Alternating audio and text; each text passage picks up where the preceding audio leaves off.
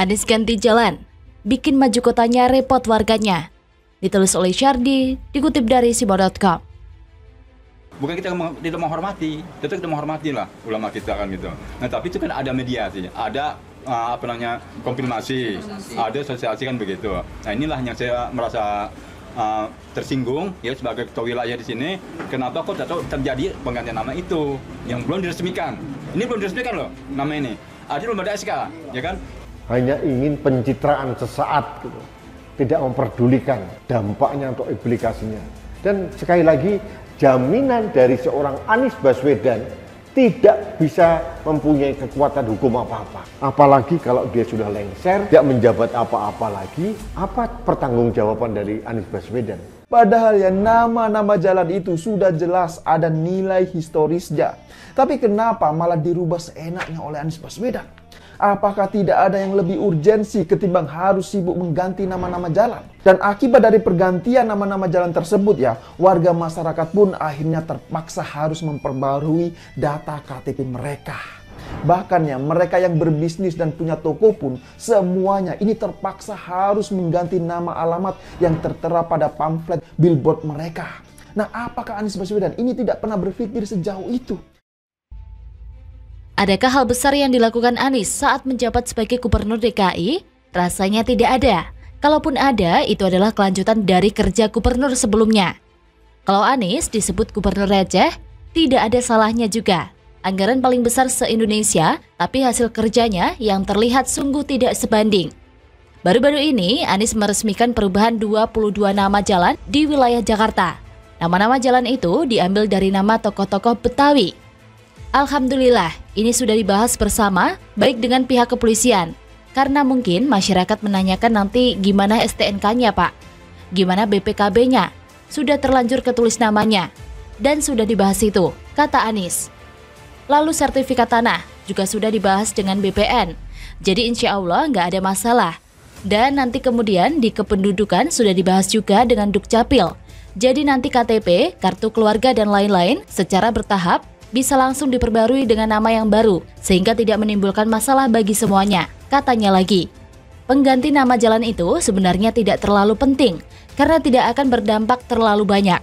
Ini malah semakin membuktikan kalau Anies ini gabut, dan tak tahu mau kerjakan apa, sehingga hal kecil pun dilakukan. Bagi Anies sih ini simpel dan gampang, tapi dia mana paham, bagaimana nanti repotnya masyarakat untuk mengubah data kependudukan. Masyarakat yang repot setengah mati untuk ganti data di KTP dan KK. Begitu pula dengan data di STNK, BPKB, data rekening bank, paspor, dan surat tanah. Bagi yang punya kantor atau perusahaan di alamat tersebut, pasti harus ganti alamat lagi.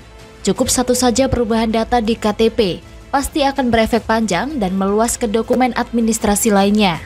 Bagi Anies ini gampang, tapi bagi masyarakat ini sangat merepotkan. Kalaupun sekarang mudah ganti data kependudukan, tetap saja butuh waktu. Bagaimana kalau harus ganti data kependudukan untuk sekeluarga?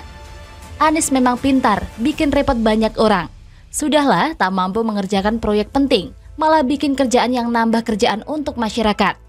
Soal perubahan nama jalan, sebenarnya agak sulit membuat orang mengingat nama jalan yang baru. Orang lebih terbiasa dengan nama jalan yang lama karena nama jalan baru lebih sulit diingat. Di kota saya juga begitu. Nama jalan yang lama lebih dikenal, meski sudah bertahun-tahun, namanya diganti dengan nama lain. Contohnya, Jalan Sumatera diganti dengan nama Jalan Aib 2 KS Tubun. Mana yang lebih mudah diingat dan diucapkan coba? Misalnya lagi Jalan Pancing diganti dengan nama Jalan William Iskandar. Mana yang lebih gampang diingat coba? Penggantian nama jalan untuk menghormati tokoh atau pahlawan adalah hal biasa, tapi sebenarnya tidak mendesak. Efeknya panjang dan berantai. Tapi ya begitulah Anies, semua digampangkan olehnya. Menurut mulutnya, semua bisa, meskipun impossible. Pada akhirnya memang tidak bisa, dan Anies hanya diam lalu kabur. Mungkin kalian pun merasa penggantian nama jalan ini hanyalah cara Anies untuk mengambil simpati, bukan karena memang sangat dibutuhkan. Anies mungkin punya niat lain di balik ini. Apa katanya soal rumah terjangkau? Gampang menurut dia, tidak sulit. Janjinya adalah warga bisa mendapatkan hunian terjangkau. Tapi kenyataannya apa? Warga harus gigit jari, tangan, dan kaki sekaligus. Hanya 0,3% yang terbangun. 99,7%-nya entah gimana nasibnya. Apa katanya soal banjir? Gampang toh, air dimasukkan ke tanah, tidak boleh dialirkan ke laut karena melawan hukum alam.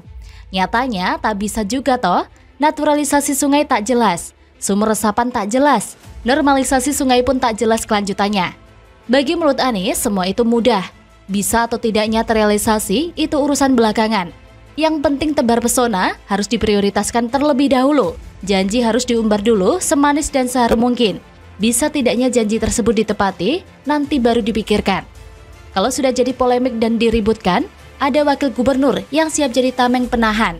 Kalau ditanya wartawan, cukup pamer senyum Pepsodent, lalu kabur secepat mungkin. This is Anies, yang berambisi jadi presiden. Bagaimana menurut Anda? Putar balik fakta, Andi Sinulingga malah tuduh Ahok bapak politik identitas. Ditulis oleh Syardi dari Siwa.com. Bukan milih saya juga bilang sama orang gereja saya, kalau kalian milih saya karena Kristen, bodoh kalian. Kenapa? Kalau saya korup, kalau saya tidak betul, akan mempermalukan nama gereja dan nama Kristen. Jadi kalau saya tidak betul, jangan pilih saya. Itu lebih penting orang Jakarta tahu. Kalau kamu pilih orang karena seagama, sekeyakinan, hati-hati loh. Kalau orang yang pilih korup, tidak bekerja, itu akan merusak nama agama Anda. Seperti yang saya sampaikan tadi, Anies misalnya. Anies ini kan cuma dicomot. Ya, dicomot oleh 212, kemudian diposisikan seolah-olah dia bagian dari 212. Anies bukan orang yang seperti itu. Dia seorang nasionalis sebenarnya. Tapi karena kebutuhan kemarin, ya, kebutuhan dia juga perlu menang, yang dia ambil itu. Dia ambil politik identitas yang mendukung dia sebegitu kuat di Pilkada DKI itu terpaksa harus diambil. Saya sih bilang kalau Pilgub DKI di tahun 2017 itu adalah pemilu kita yang paling barbar, paling menjijikkan. Pilgub DKI tahun 2017 itulah awal mula terjadinya perpecahan di negeri ini karena politik identitas. Anies Baswedan itu ya dipilih bukan karena kemampuannya dia, ya, tapi karena memang saat itu pun ya kita paham sama-sama bahwa bagaimana jualan ayat, jualan mayat, ada lah emang fakta gitu ya.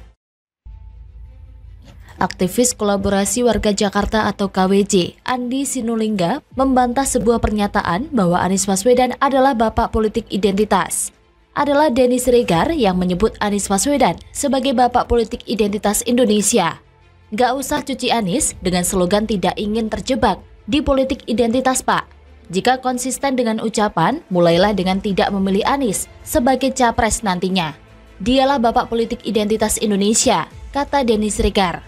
Sebelumnya, dia juga menyebut bahwa bapak politik identitas ini ada di DKI Jakarta. Bapak politik identitas itu ada di DKI. Sekarang mau cuci tangan bersih-bersih. Buzzer-buzzernya ramai sekali. Percayalah, seandainya dia nyapres nanti, bukti-bukti Pilgub DKI yang kotor itu akan ramai di medsos kembali.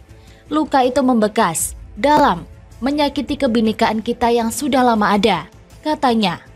Sedangkan aktivis Kolaborasi Warga Jakarta atau KWJ, Andi Sinulingga, menilai bahwa bapak politik identitas bukanlah Anies, melainkan Ahok. Andi Sinulingga menilai bahwa Ahok lebih cocok disebut bapak politik identitas dibandingkan Anies berdasarkan rekam jejak keduanya. Selain itu, menurutnya, pendukung Ahok atau Ahokers terus-menerus mempolitisasi mayat.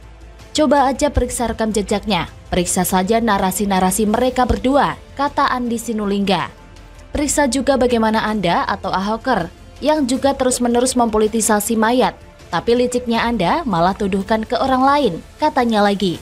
Apa salahnya mengungkit kembali spanduk yang menyerukan politisasi mayat? Siapa yang pertama kali menyebarkan spanduk? Itulah yang keterlaluan dan kurang ajar. Siapa yang punya ide? Itulah yang sebenarnya paling licik dan jahat. Memilih pemimpin tapi kok harus main paksa, pakai neraka dan tidak mensolatkan. Ini sudah brutal. Sebenarnya, saya sudah tahu dari dulu bahwa tim relawan atau pendukung Anies sedang berusaha keras untuk cuci bersih kelicikan kemarin.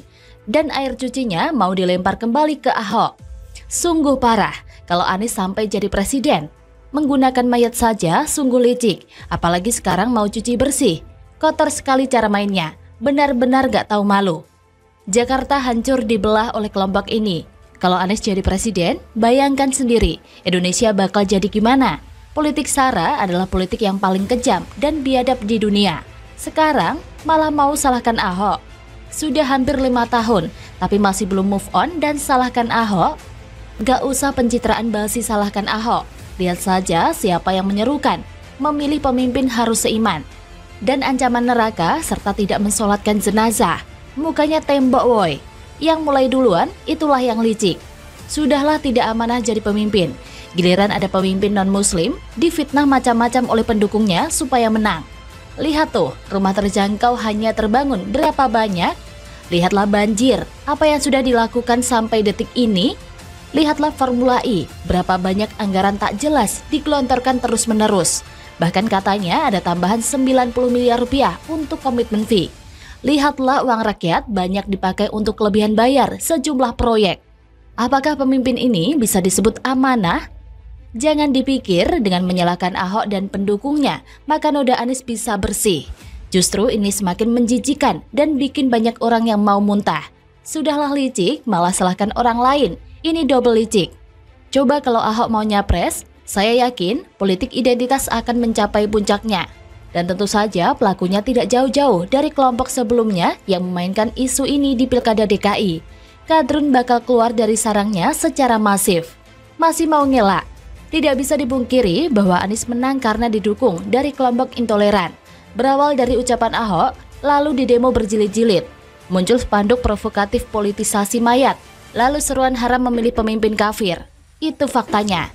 Dan sekarang kita tidak akan tinggal diam soal ini.